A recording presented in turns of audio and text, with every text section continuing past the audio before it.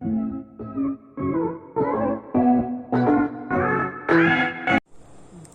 Student, हम सूरदास का शेष भाग पढ़ते हैं। सखीरी मुरली लीजय चोर, जिन गोपाल किन्है अपनै बस, प्रीति सबन की तोर। इस पद में बंसी के प्रति गोपियों की ईर्ष्या का वर्णन हुआ है।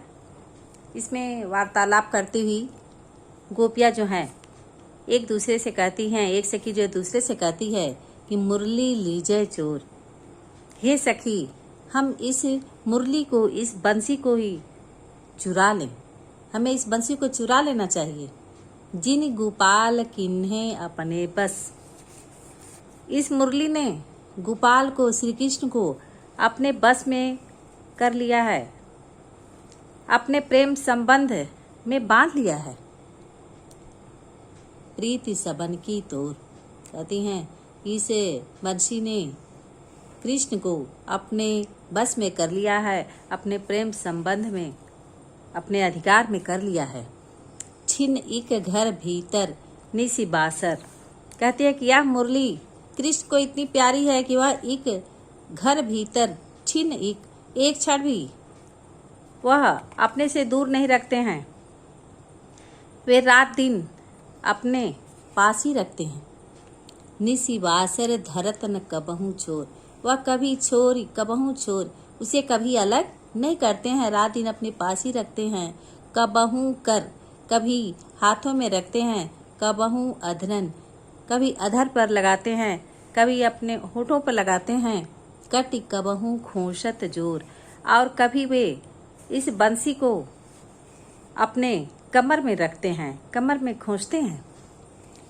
ना जानो कछ मेल मोहिनी, गोपियाँ कहती हैं इस मोहिनी, इस मुरली ने कृष्ण के ऊपर न जाने कौन सा ऐसा जादू कर दिया है।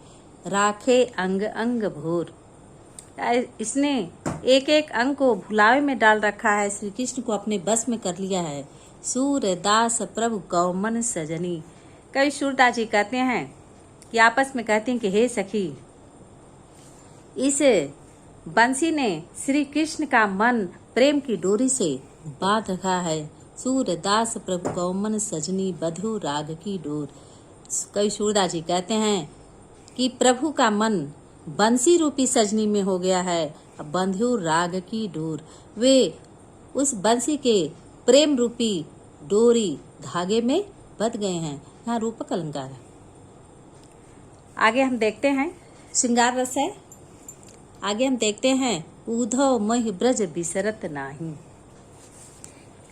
इसमें उस समय का वर्णन है जब श्री कृष्ण ब्रज से मथुरा हैं। वह उद्धव अपने जो मित्र हैं, सखा हैं उद्धव जी, उनसे कहते हैं हे उद्धव, मोहि ब्रज बिसरत नाही, मुझसे ब्रज भुलाया नहीं जाता है। वृंदावन गोकुल बन उपवन, सघन कुंज की छाही। कृष्ण कहते हैं कि वृंदावन गोकुल के वन उपवन, घने कुंजों की छाया मुझे बहुत स्मरण आती है, मुझे बहुत याद आती है। प्रात समय माता जसुमत अरु, नंद देख सुख पावत। कृष्ण कहते हैं कि प्रातः होते ही मैं माँ जसोदा और बाबा नंद को देखकर सुख पावत, किस प्रकार सुख का अनुभव करता था।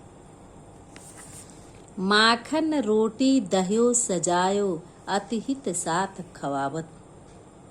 कहते हैं कि माँ जसोदा अपने हाथों से मक्खन रोटी और मलाईदार दही अतिहित अत्यंत प्रेम से मुझे खिलाती थी। गोपी ग्वाल बाल संग खेलत। कृष्ण कहते हैं कि गोपियों ग्वाल बालों के साथ खेलते हुए सब दिन हंसत शिरात में व्यतीत हो जाता था। पूरा दिन जो है हंसते खेलते व्यतीत हो जाता था। सूरदास धनि धनि ब्रजवासी। कवि सूरदास जी कहते हैं कि वे ब्रज के वासी धन्य हैं, जिनसो हित जद उतार, जिनके श्री कृष्ण इतनी चिंता करते हैं, जिनके हित की सोचते हैं, वे ब्रज के वासी धन्य हैं। अब देखते हैं आगे। उद्धव मन न भई 10-20, एक हुताओ सो गयो श्याम संग, को अवराध है ईस। यह भ्रमर गीत प्रसंग का एक सरस अंश है। इसमें श्री कृष्ण जब मथुरा चले जाते हैं, उनके वियोग में गोपियां अत्यधिक व्याकुल हैं। उद्धव जी श्री कृष्ण का संदेश लेकर ब्रज में आए हैं। गोपियां उनसे अपने मन की व्यथा करती हैं कि वे श्री कृष्ण के अतिरिक्त किसी अन्य की आराधना नहीं कर सकती। तो कहती हैं कि उद्धव मन न भय 10-20। गोपियां कहती कि हे उद्धव, हमारे पास 10-20 मन नहीं है, हमारे पास एक ही मन है, मतलब 10-20 मन नहीं है। एक हुताओ सो गयो श्याम संग, हमारे पास तो एक ही मन था, वह श्याम संग श्री कृष्ण के साथ चला गया।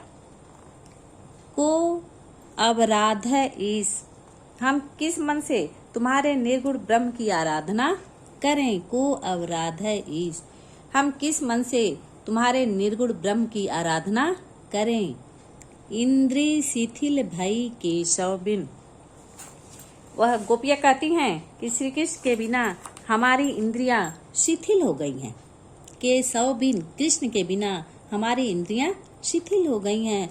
ज्यों देही बिन शीश, उसी प्रकार शिथिल हो गई हैं, अर्थात कार्य करना कम कर दी हैं, शिथिल हो गई हैं, निर्बल हो गई हैं। जैसे देही बिन शीश, जैसे बिना सिर वाला धड़। शिथिल क्या होता है? बेकार हो जाता है। आशा लागी रहती तन श्वासा, कहती हैं कि हम लोग श्री कृष्ण के लौटने की आशा में हैं। जीवा ही कोटि बरिस, उन्हीं के आने की उम्मीद में हमारे शरीर में तन श्वासा, शरीर में प्राण टिके हुए हैं और हम लोग करोड़ों वर्षों तक जीवित रह सकते हैं। उनके आने की उम्मीद में, उनके आने की आशा में हम लोग करोड़ों वर्षों तक जीवित रह सकती हैं। तुम तो सखा श्याम सुंदर के, कहती हैं कि हे उद्धव, तुम तो श्री कृष्ण के परम मित्र हो, सखा हो, उनके परम मित्र हो। सकल जोग के ईश, और सभी योग के स्वामी हो, ईश हो। सकल योग के ईश, संपूर्ण योग के स्वामी हो, अर्थात आप ही श्री कृष्ण से हमारा मिलन करा सकते हैं। सूर्य हमारे नंद नंदन बिन, कई सूरदास जी कहते हैं कि गोपियां कहती हैं कि गोपियों ने ऐसा उद्धव से यह स्पष्ट बता देता है, वो बता देती हैं कि नंद जी के जो पुत्र हैं वही हमारे क्या हैं? ईश्वर हैं, और नहीं जगदीश, अर्थात श्री कृष्ण ही हमारे एकमात्र आराध्य हैं। उनके सिवा हमारा कोई भी ईश्वर नहीं है, और नहीं जगदीश, और कोई ईश्वर नहीं है। इस पद में क्या था? वियोग श्रृंगार रस। आगे हम देखते हैं, उद्धव जाहु तुम्हि हम जाने, श्याम तुम्हि यहाँ कौ नहीं पठियो, तुम ही बीच भुलाने। इस पद में गोपियों ने अपने तर्क बुद्धि का परिचित जो दिया है, परिचय कराया है। उन्हें अपने वाणी से, अपने तर्कपूर्ण पद्धति से उद्धव जी को पराजित किया है और उनसे परिहास करती हैं। कहती हैं कि उद्धव जाओ तुम्हें हम जाने, कहते हैं कि हे उद्धव जी, आप जहाँ से आए थे वहाँ चले जाइए, हम आपको अच्छी तरह से जान गए, आप अधिक बातें हमसे न बनाओ। श्याम तुम्हें यहाँ क्यों नहीं पठयो, तुम ही बीच भुलाने, तुम हो बीच भुलाने। कहती हैं कि अधिक बातें न बनाओ, श्री कृष्ण ने आपको यहाँ नहीं भेजा है, तुम तो बीच भुलाने, तुम तो बीच रास्ते में भटक कर यहाँ आ गए हो। ब्रज नारिन सौ जोग कहत हो, गोपियाँ कहती हैं कि तुम ब्रज की नारियों से जोग की बातें कर रहे हो। बात कहत न लजाने, ऐसी बातें करते हुए तुम्हें लज्जा का अनुभव नहीं हो रहा है। बड़े लोग न विवेक तुम्हारे, कहते कि हे उद्धव जी, आप तो बड़े लोग हैं, आप ज्ञानी हैं, लेकिन आपके पास विवेक नहीं है। आप अज्ञानी की तरह बातें करते हैं, विवेक की बात नहीं करते हैं। ऐसे भय अयाने, आप इस प्रकार से अयाने हो गए हैं, मूर्ख बन रहे हैं। हम सब कही लई हम सही के। गोपियाँ कहती हैं कि जो तुमने हमसे कहा वह तो हमने सहन कर लिया, जिय गुण ले हुसयाने, और किंतु तुमने अब मन में अच्छी प्रकार विचार करके देखो। कहती हैं कि जिय गुण ले हुसयाने, आप अपने मन में अच्छी प्रकार विचार करके देखो। कह अबला कह दशा दिगंबर, हम महिलाएं और दशा दिगंबर, हम महिलाएं और कहाँ योग की दिगंबर अर्थात वस्त्रहीन दशा है, मस्ट करो पहचाने। इसलिए अब तो अच्छा यही है कि मस्ट मैंने चुप रहो, आप हम जो है हमारी बातों को सुन करके चुप रहो। साच कहो तुम कहो अपनी सौ मने सौगंध। गोपियाँ कहती हैं हम लोग अपनी सौगंध देकर सत्य सत्य कहती हैं, अपनी शपथ देकर आपसे कहती हैं, पूछती हैं। बूझती बात निदाने, आपसे सत्य सत्य पूछती हैं, आप सच बताइए कि सूर श्याम जब तुम ही पठायो। कई सूरदास जी कहते हैं, गोपियाँ कहती हैं कि जब श्याम ने आपको हम लोगों के पास भेजा था तब नए कह मुस्काने, तो क्या वे थोड़ा भी मुस्कुराए थे या मुस्कुराए नहीं थे। इस पद में भी क्या है, योग श्रृंगार रस है। अब हम देखते हैं 10वां पद। निर्गुण कौन देश कौ बासी, मधुकर कह समझाई सौहृदय, बूझत साँच नहासी। अब इसमें ब्रज में जब पहुंचकर उद्धव गोपियों को निर्गुण ब्रह्म का उपदेश देते हैं, तो गोपियां जो है साकार ब्रह्म की उपासक हैं, अर्थात श्री कृष्ण की उपासक हैं। वे उनकी बात को गंभीरता से नहीं सुनती हैं और उद्धव द्वारा उनके द्वारा बताए गए निर्गुण ब्रह्म का उपहास भ्रमर के माध्यम से करती हैं। गोपियाँ कहती हैं कि निर्गुण कौन देश को बासी। गोपियाँ कहती हैं कि हे भ्रमर, हे उद्धव, आपका जो निर्गुण ब्रह्म है किस देश का निवासी है। उनसे प्रश्न करती हैं, प्रश्नवाचक चिन्ह है। कहती हैं कि आपका निर्गुण ब्रह्म जो है किस देश का निवासी है। मधुकर कह समझाई सौहृदय, हम शपथ देकर आपसे सौहृदय, आपसे हम लोग शपथ देकर पूछती हैं, हम शपथ देकर सच सच पूछ रही हैं। बूझत साँच नहासी, हम सत्य पूछती हैं, आपसे मजाक नहीं करती हैं, हंसी नहीं करती हैं। हमें सत्य सत्य बताइए, को है जनक, कौन है जननी, उस आपके निर्गुण ब्रह्म का पिता कौन है, उसकी माता कौन है, कौन नारी को दासी, उसकी स्त्री कौन है और उसकी दासी कौन है। कैसो वरण भेष है कैसो, उसका रंग और भेष कैसा है। कि ही रस मैं अभिलाषी, उसे किस रंग से अधिक लगाव है, किस रंग से अधिक प्रेम करता है। पावे गौ पुन कियो आपनो, कहती है कि यदि तुम कहते हैं कि तुम कपट करोगे, जोरे करोगो गासी, यदि तुम हमसे कपट करोगे तो उसका फल मिलेगा। सत्य सत्य बताओ, यदि तुम हमें बता दोगे तो हम लोग उसे अपना लेंगी। सुनत मौन होय रह्यो बावरो, सूर शबय मत नासी।